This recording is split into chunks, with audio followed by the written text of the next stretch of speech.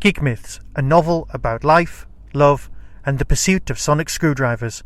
Available in paperback and Kindle edition from Amazon. Scanning for audio.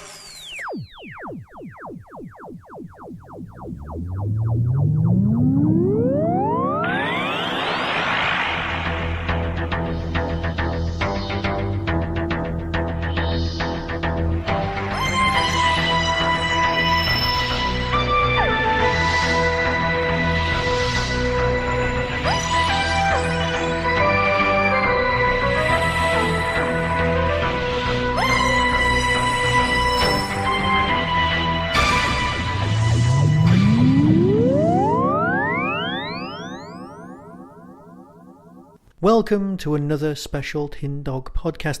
This one again is recorded at Bigfinishday, and it is of course an excerpt from a particularly lovely panel with the Paternoster gang. It's got Niamh McIntosh, Catherine Stewart and Dan Starkey with Ken Bentley, Matt Fitton, and it's hosted by David Richardson. Again, it's an excerpt, and again my recorder was set to the wrong settings, but it's content over quality, I hope. Either way, enjoy. Which feels like a paternoster gang episode that the Doctor happens to turn up in. So looking at that as our kind of template, we found this bigger, bolder, Victorian steampunk sci-fi era. So I think because Jago Life has been so successful and has such a long history and following, we wanted to make it different in tone rather than just visiting the same ground again. But I think to go into the TV episodes and the characters themselves kind of lend it that bigger, more aliens, more explosions, bolder, more out there version of reality that we see, and hopefully have started introducing in the heritage sets, in which we'll get bigger and bolder and madder as the stories go along. And a question for everybody, but let's start with Ken. Why do we love stories set in the Victorian era?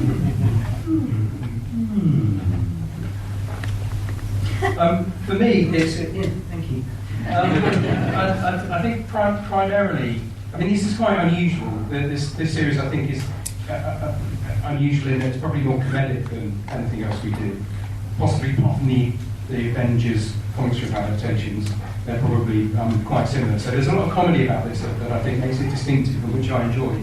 But in terms of the Victorian era, for me it's the voices. There's something very specific about how people spoke then, and it is unlike the way we speak now, certainly the way I speak. And for me there's a sort of, I suppose, without making it sound really dry and boring, there's a technical discipline to making sure all the voices actually sound right to give you the impression of that era. So I sort of quite like that as a technical challenge. Well, we started off with a meeting, didn't we? I mean, Catherine, clearly you weren't able to come, I think you were in Wales. But, couldn't be bothered. You were away. But Niamh and Dan came along and we threw ideas around, didn't we? I mean, what was that like, the process of talking it through? Yeah, it was great fun because I think it was when we were filming the first time, so Niamh and I would have with our 15-hour days of prosthetics. We would sit in the hotel bar, so like picking the latex above faces, having a bowl of soup, going, well, we get our own series. It'll be cool if we can do the little Ripper Street with aliens, kind of thing. But so we had sort of ideas percolating through for a long time. But it's amazing, it's just lovely as an actor when you sort of have the chance to actually go, well, what do you think would be sort of like nice to actually sort of go in a series? Because we've had to like this kind of world in our heads for a long time, and just being able to kick ideas around, and it's a very rich, I think I was going back to the previous question with the Victorian age, it's a very rich age for sort of lots of things happening around the world, lots of sort of like technologies that came to define the 20th century start in about the 1890s or so, because we sort of inhabit 1890 something. But sort of like, so in the first box set there are a couple of things that we sort of riff off, like the electric car, which actually was a real thing. It's like then, but obviously the combustion engine took over. But it's nice we can play with those kind of things, which not only are relevant to them, but also have a modern application as well. So it's kind of there's lots of stuff that we can feed into it, and it's big and it's bold and it's kind of it's an exciting, rich backdrop to sort of to paint stuff. I think Niamh, you said, let's do an episode about Springy Hill Jack, didn't you? Yeah, We have, yeah, and we have. Jack, it's lovely that you've got your own. I mean, each of us have our own, I suppose, our own perception of that time and where we fit within it, and who our character is, because our characters are so three separate people that have come together to make their own family. So I think that's been lovely as well. That it's sort of we've entailed a lot of our individuality, but also us as that little gang, sorting everything out, trying to make the world a better place in that time. I love it. It's great. I'm going to take some questions from the audience. As you ask your questions, could I take your names, please? Because 7 people who ask questions will be given a signed script front from one of our productions, which will be given out. So, do we have any questions? Gentleman there. You put it, yeah. So I'll take your name first. Oh, my name? Yeah. It's Sam. Sam. Yeah. You've discussed how you sort of had the meetings all as quite a collaborative process. And I've read only yesterday that, Dan, you've written an episode for the second box set. Would either of the other two ever consider writing a full script or not? I know.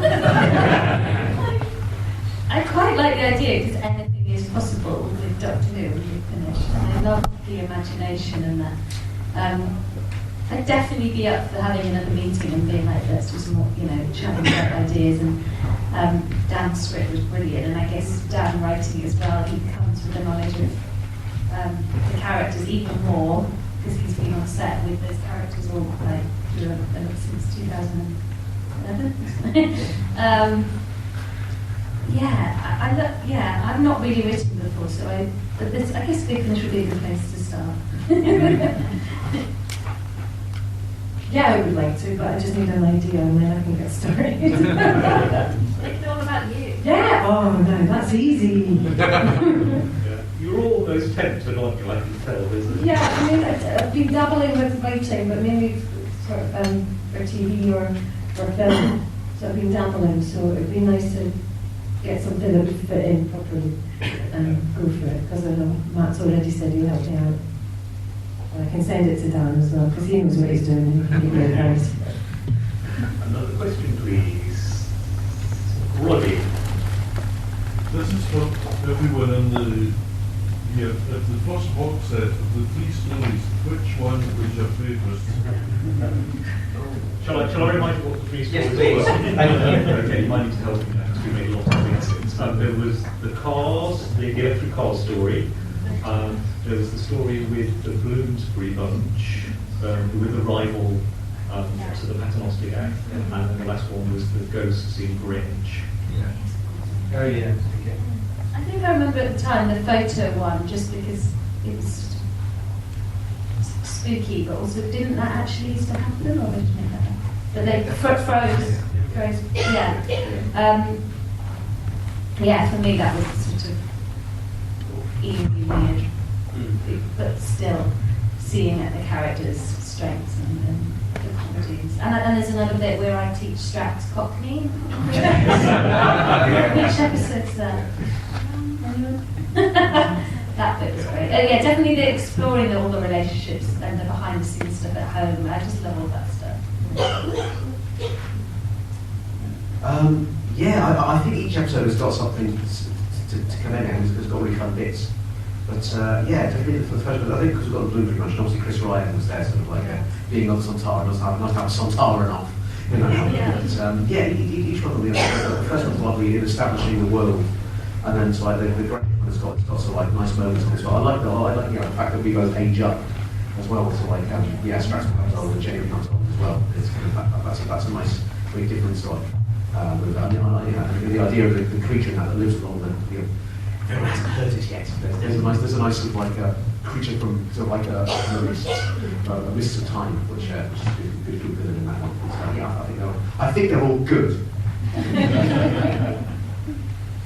Yeah, I don't think I've got one. Well, I have to say yes, the photograph one, because of the Sontara and all, was one of my favourite moments of recording. But yeah, I think all three are so different and so good, and I love, as the guys have said as well, it's like we're exploring more our relationship and keeping it witty and full of banter. So I think all of them have got a great art to them. Although I do quite enjoy the ones where there's a bit more fighting, because we get to just jump in and go,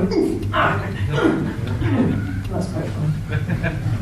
But in the photographs one, you had a face-off with another celebrity, didn't you, Bella? Oh, Was yes. that neat?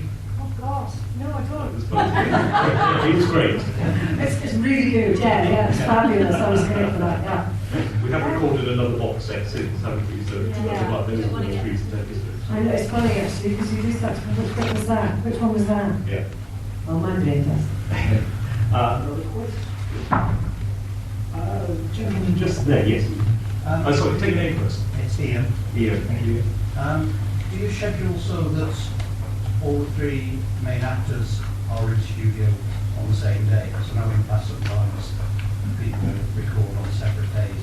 And if the three of them are all together, three of you are all together, who's the worst corpse?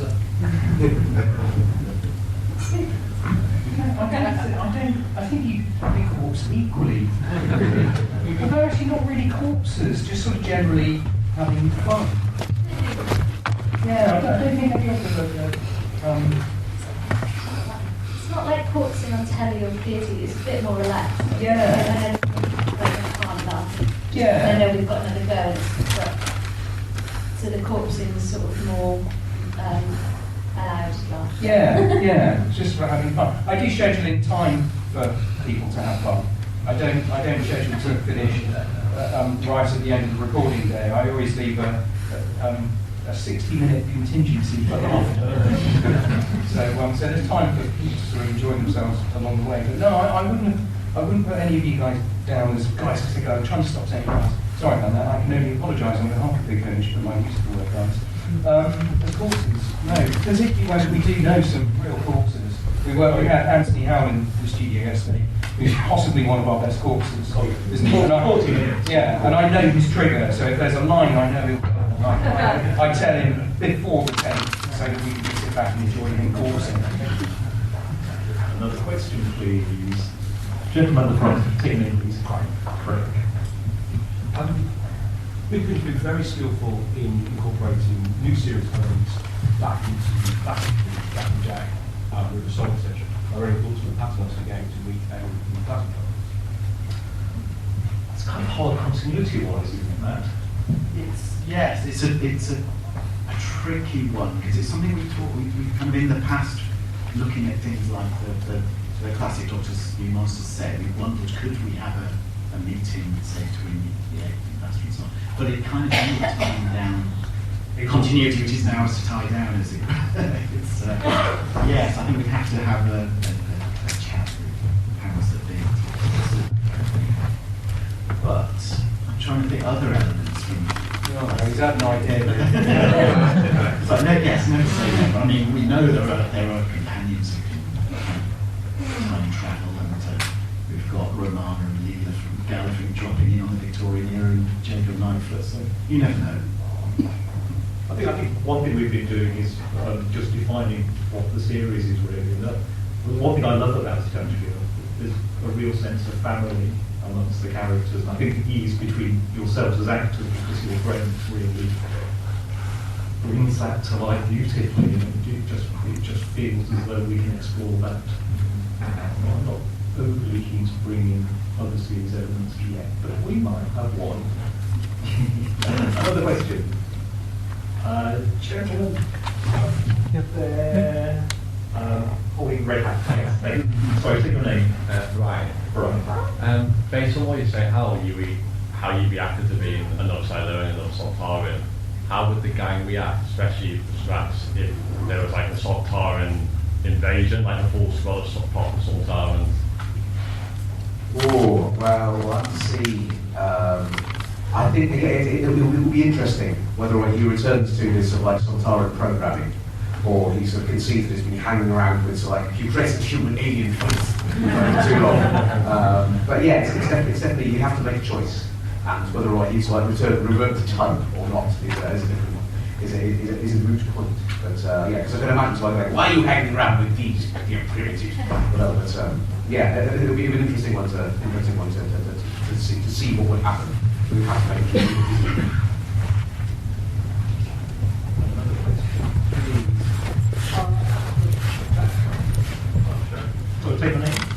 Yes.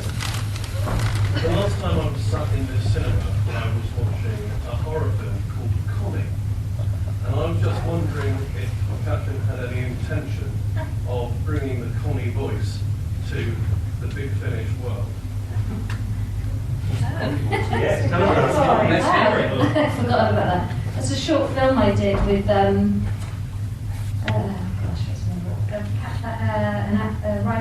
director called Kat, and her husband James. He's quite an older doctor, James. But I played a character called, my character, I can't remember her name, but she had a puppet called Connie. So I was also doing Connie's voice, which was this like, this like really brash American sort of, oh my God, how are you?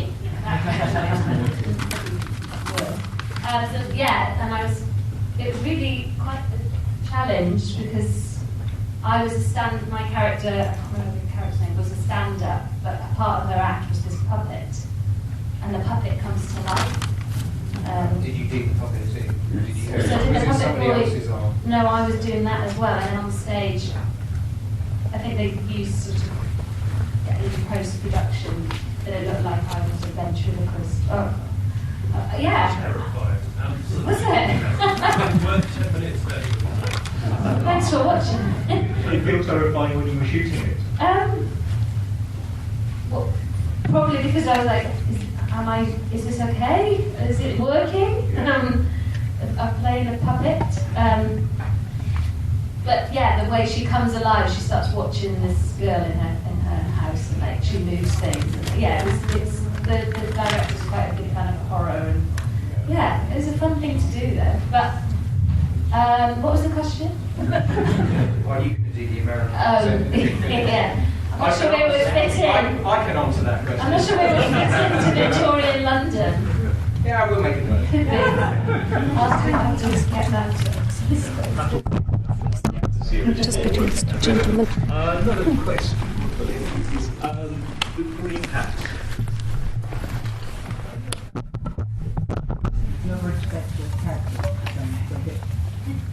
No, definitely didn't think I'd be sat here almost 10 years later, talking in the best way, talking about my character.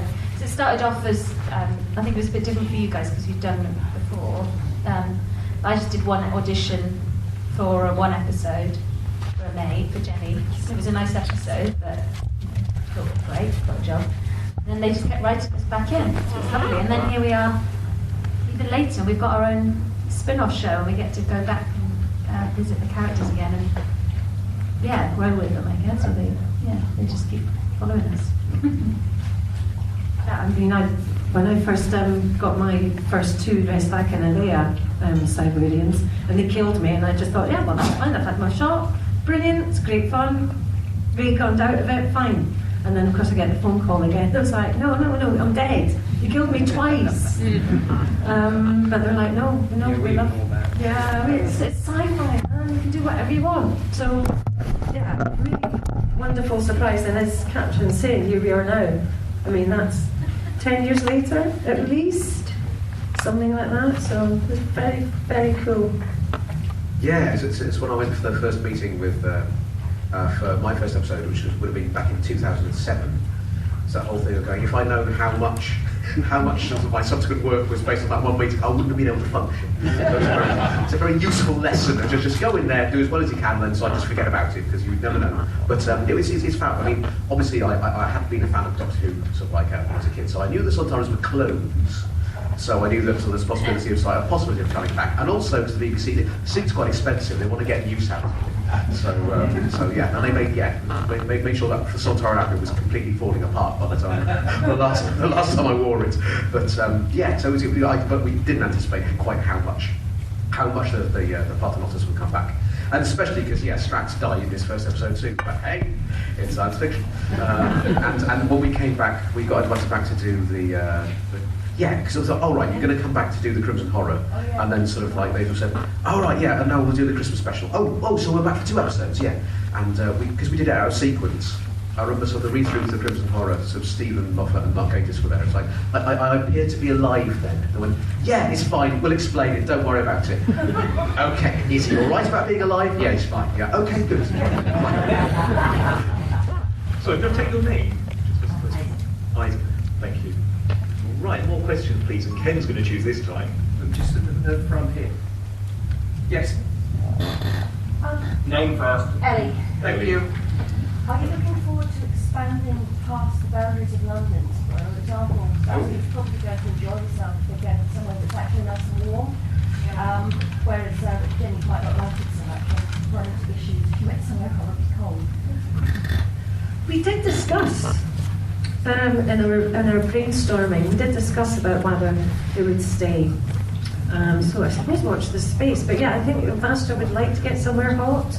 Being cold-blooded as she is, it'd be kind of nice to Vasta on a rock somewhere. India. There's a lot going on with Britain, India. Grand tour. Yeah, I mean, I think, around the world in 80 days. In a hot air balloon. Yeah. But I think in the next few box sets we'll explore further around the British Isles. They'll be travelling outside London at least. Yeah. I mean, it's an idea I love. I think we have to hold it back a little bit because we're establishing the world and getting used to that, aren't we, really? So, Matt, you get to choose the next question. Where is that? Yeah. Yes. It's Liam. Sorry, your name? Liam. Liam, thank you. Are there any plans to, even in a cameo role, include Ellie, Quick, or perhaps Jago within the Paternoster Gang series? Because obviously Strax did appear in Jago and Lightfoot. Matt.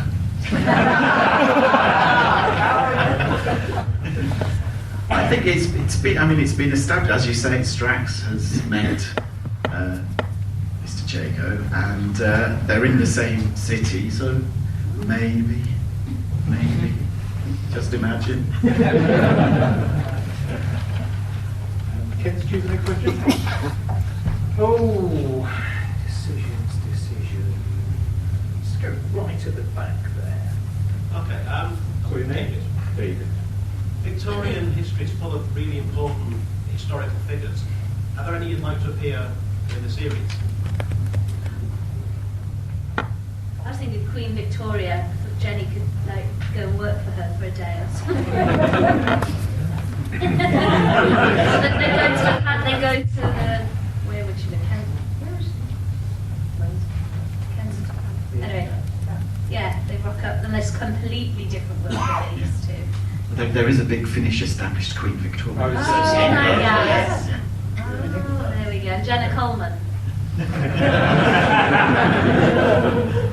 Yeah, that would be good. Just then, just imagining them, especially Jenny, who's come from the sort of the gutter, going into this world of grandeur and wealth. Maybe a good bodyguard. Which is a threat and Victoria.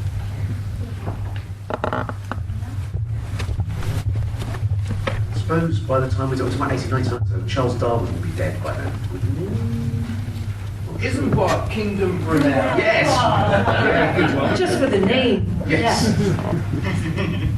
Oh, actually, I mean, it has been revealed in series 2. I think some of the details have gone up. So not an actual historical figure, but another fictional historical character will run into the gang in Heritage 2. Yes. Who? Yes, so yes, we've got a young Karnaki. Yes!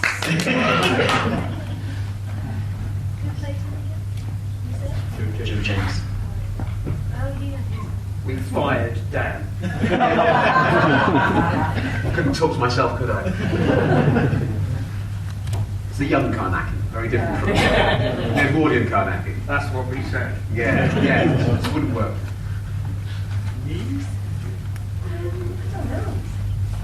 Trying to think. I got my spring-heel jack, so I'm not sure. There's lots I know, but yeah, I don't know. Florence Nightingale. Or actually, no. There's another fascinating lady from that time, really set up a nursing thing. And I can't remember, Ma Seacole, her name was, or something. She's a really interesting person because she was actually just about feeding the guys in the war and looking after them and being right, actually, in amongst the firing lines. So someone like that would be fun. It will be those sorts of characters. It'll always, because we're trying to root it in the period, so it will be characters associated with sort of science and medicine and engineering. Yeah. Sort of, as Dan said earlier, all of that was sort of happening. In the electric car story, there's kind of there's a Tesla-like figure in there as well. So it's if not the actual figures, then fictional parallels of those people or versions of them. Who we can turn into heads. Matt, choose our next question. Hi, yeah, I'm calling. So just following on that question, so we just asked about people at the time. What about fictional characters for fun that might come to life in a bizarre and peculiar way? Whoever's out of copyright.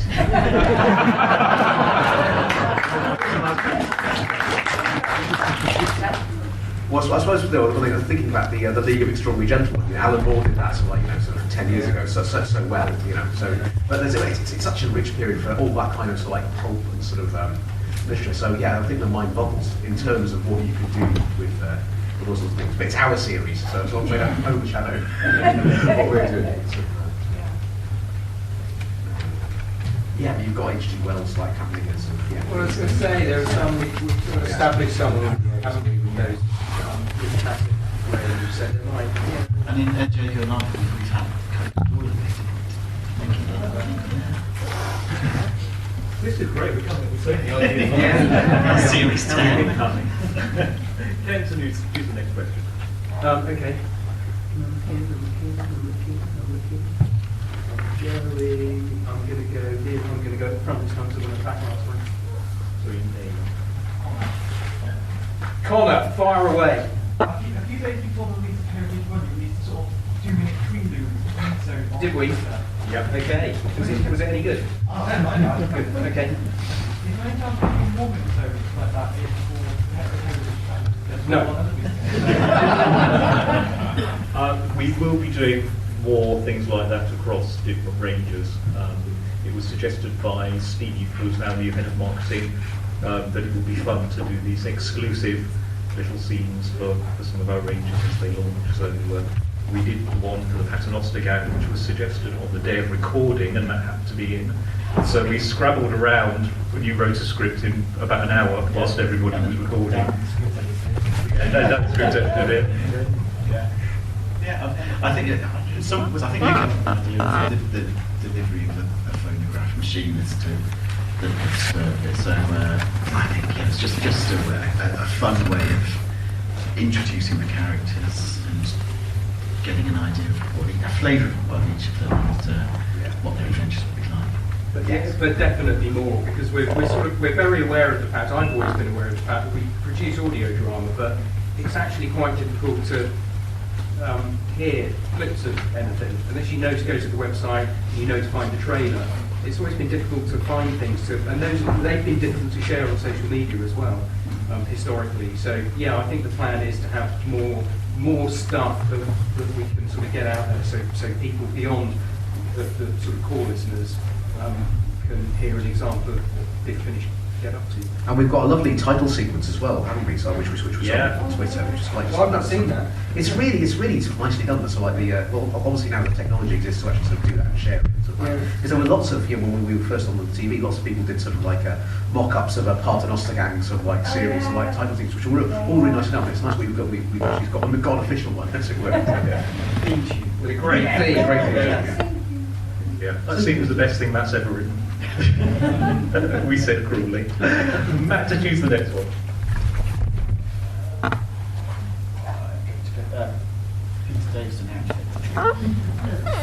John, any plans for going to meet Ripper again?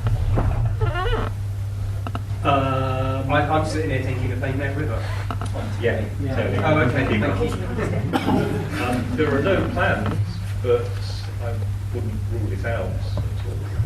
It'd be lovely to have Alex in with you, wouldn't it? Yeah, as long as she doesn't hit me again, yeah. Can't guarantee it. Had nothing to do with the play. We won't be on a rotating Chinese restaurant set. That was oh god, that was an afternoon of nausea.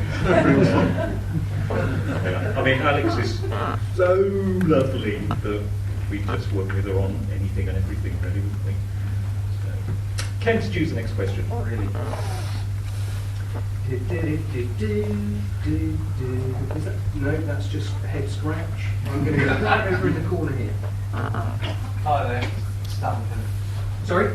It's Duncan. Duncan. Good. As you got 4 box sets planned, do you have a definite art? Wait. Well, yeah, I thought it was just a moment. Oh, there's a bundle pack. All that stuff. Is there a definite art plan for the characters? But also really the carry on. No idea. Next question. I need to know what my character arc is.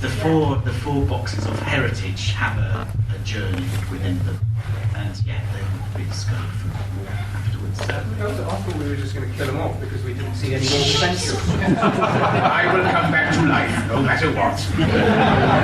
I've done it before. Just write our own then, and we'll get it, produce it, and record it in Do it on tapes. Neve's house. To be honest, I could do this forever, actually, so I'd be very happy to carry on. And we don't, because it's radio, it doesn't matter what we look like, whether we age, or whether we learn, if we can't remember our lines when we're like 80. I'm doing 2050, I'll be done by then. Oh. Max, choose the next question. We need countdowns.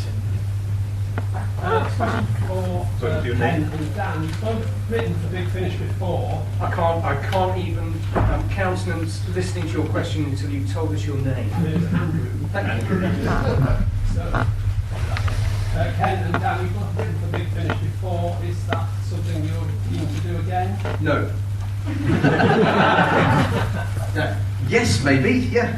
Depends what comes along. It's good fun. I've done quite a lot of audio drama at the time. It's like actually sort of exploring writing it as well as performing it. It's been good fun. Yeah, and obviously you can do so many things on audio in a way that on a small screen, sort of like you need a massive budget for, but you can go crazy with it. It is great fun. So yes. I would love to. The only reason I haven't been is because we've just been so busy and there's been so much to do. And I was causing a problem. I was delivering scripts late and not having a sufficient amount of time to prep the directing work that needed doing. So I had a conversation with David about it, and we just said that it makes much more sense to let people do writing, and I'll just concentrate on keeping on top of the sheer volume of work that's going through. So yeah, I'd love to at some point, but I'm really just too busy at the moment. It's very kind of you to ask. If you ever become available, then it goes without saying. If they fire me as a director, then yeah. Yeah. And Dan, you were writing stuff for us, or delivered something. Yes. Lovely. Yes, which has been good fun for a different range. But yeah. Ken, to choose the next question.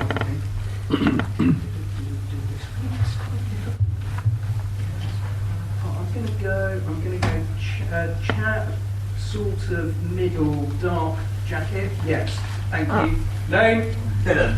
Sorry? Dylan. Go. Where did we're going to be on Bigfinishday here, just to the gang. Where was the idea that the paternoster gang came from? What was the idea that made paternoster gang? Stephen Moffat, really? Yeah. Does anybody know? Well, I think obviously Buster and Jenny came along in Good Man Goes to War, and then he had Strax there. And I remember we got interviewed by Doctor Who magazine when that came out, and I was a bit sort of distracted because I was being interviewed when I was doing something else. And then the following day, and they said, "Oh, how would you like to see if Strax ever returned? How would you like to see him?" And I thought, "I don't know really."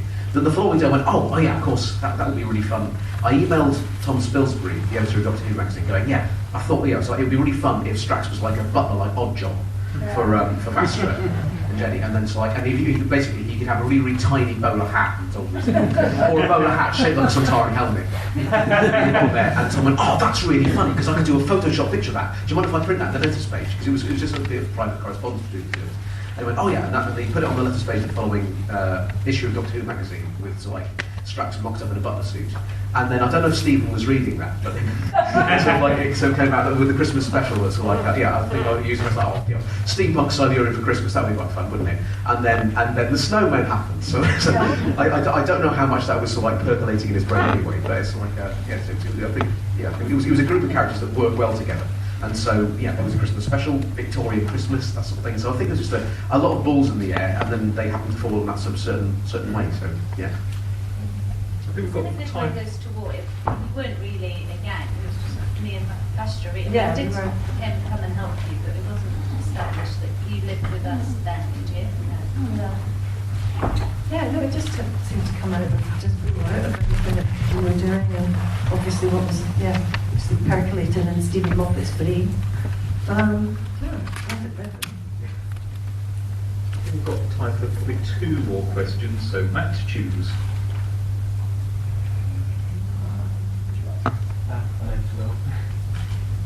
So Dan and me, you both fantastic. I don't look at the characters, so Jago and like that in Winston Churchill. So I was just wondering, the characters you like individually, because you think you work together, that's really better. That's a good question. I don't know. I mean, I think because we've just been doing the paternosters, it's really lovely to have everyone and have our little girl. Because that was something that wasn't quite when I did the Winston Churchill, the young Churchill. Yeah, it was weird that I didn't have these guys with me, just Bastra on their own. So I prefer having the gang for me. Ooh. I suppose that, given how many things Big Finish are doing now, it's just amazing as a kind of thing. I suppose actually thinking about Missy, that would be quite a fun sort of like crossover, because she's sort of active in Victorian London and so like, that would be cool. And of course, you've got the meddling monkey, you can travel in time as well, so you might crop up in so like. So I think given the worlds of Big Finish, a myriad and it's huge. I think there's ample potential for a crossover. So yeah. And I always thought there was a missing piece because Strax and Vastra had gone off and had their own adventures. I always wanted to have a story with Jenny, kind of maybe like an 11th Doctor Chronicles, where she would go off and learn ninja skills or teach her ninja skills. So maybe. So Ken, choose the next question.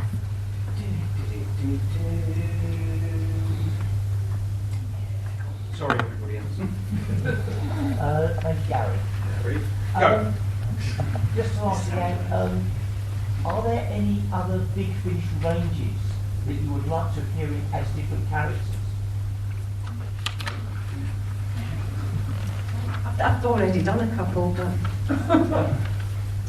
I don't know. Well, anything with Tom Baker, as David already knows. That's the one thing I've not done yet, is worked with that gentleman, and I loved it. So. I've done quite a few things in different ranges, so I think the highlight I was saying earlier today that playing the Drashigs was great.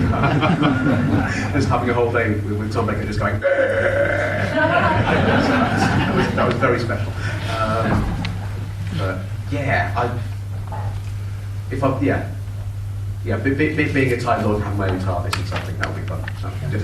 Just basically, when I was a kid, that's all I used to do. Sit and draw my own TARDIS ranges, my own console room. At some point, I'm sure I will. But I might. I think I've played Time Lords before and sort of like with the 8th Doctor, but yeah, so something like that. No, I just want to be Jenny forever. I've done something with Big Finish, but I can't remember. I was Torchwood with Tracy. Yeah, she was great. I think I was playing a mix of characters, or maybe one. Yeah. But yeah, I love doing like radio and audio work, so yeah, I'm available. I have to say, we worked with Neve on Survivors, and I thought you were phenomenal. The Survivors, that's a great cracking story, that one as well. That was, yeah. Chilled my bones. Yeah, everyone, there was a lot of great stuff written about that, and I got a lot of great comments from people, oh my gosh, for it, so if you've not heard it, get it, listen to it. I just had a thought, I'd love to work with Eve Miles. Does she do many Big Finish? Yeah. She does quite a lot, yeah. I mean, that's not Doctor Who, but can cross over. Yeah. A bit of a Welsh shop. We could even speak Welsh in it. She's learned Welsh. Oh. Ken, to choose probably our last question. Okay. pressure. That was definitely first-hand eye. Peter, are there any kind of hints of that stories, like Bashford meeting the Doctor, that you'd like to explore? To everyone. So are there any hints of that story, say Bashford meeting the Doctor, which you'd like to explore? So, like on the telly, when obviously they've hinted at when Bashford met the Doctor or anything like that. I think because I think we said before we'd be treading on toes if we actually presented that. But I think we can always dig into their past and hint at relationships. I mean, there must be an interesting story as to how Vastra and Jenny get together in the first place as well, and that kind of thing you can bring out in the ongoing story as part of the relationship. There are lots. Yeah, I mean, we discussed a lot of that on that day, isn't it? But what we can and can't do, as you're saying, because it's treading on other people's toes, but there's loads that we can sort of flesh out between us. Yeah, our wedding. Our wedding. We need our wedding. I think that is proper. Yeah, we need it. Everyone's getting a wedding on telly. Page Get a wedding. Yes. The ring bearer. Bride or bride? Or the priest. Yes. Do you take this putrescent piece of alien faith?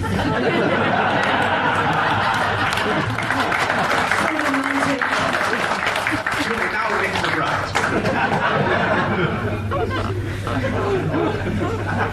I'm afraid that's...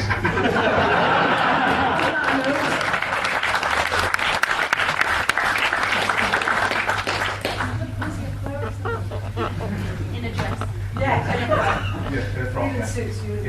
Super nice. I'm afraid that all the time. I set a very complex logarithm on my iPad to work out who would get the signed scripts, and they go to Sam, Roddy, Ellie, was it Pauline?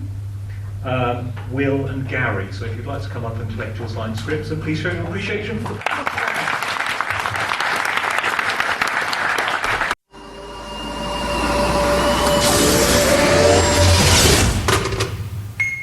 On Saturday the 31st of August 2019, Hooverville returns.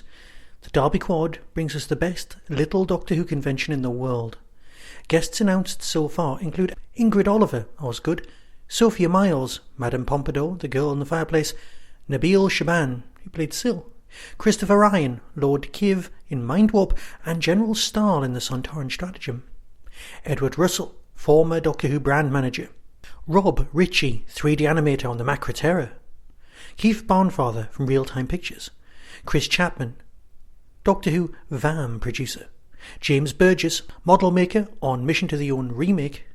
And there are sponsored guests including Michael E. Bride, director, and Simon Fisher Becker, who played Dorian Maltavar. There are still guests to be announced, and some of them are pretty impressive. So get yourself over to the Derby Quad website and book yourself a ticket for Saturday the 31st of August 2019. See you there. That was the Doctor Who Tin Dog podcast, available on iTunes, YouTube, Twitter, RSS, Vimeo, and across the internet. Doctor Who and its associated properties are all copyright and trademark of the BBC. No infringement is intended. Why not become a supporter by visiting patreon.com/tindog. Contact the show on tin-dog@hotmail.co.uk. The Tin Dog podcast is a founder member of the Doctor Who Podcast Alliance.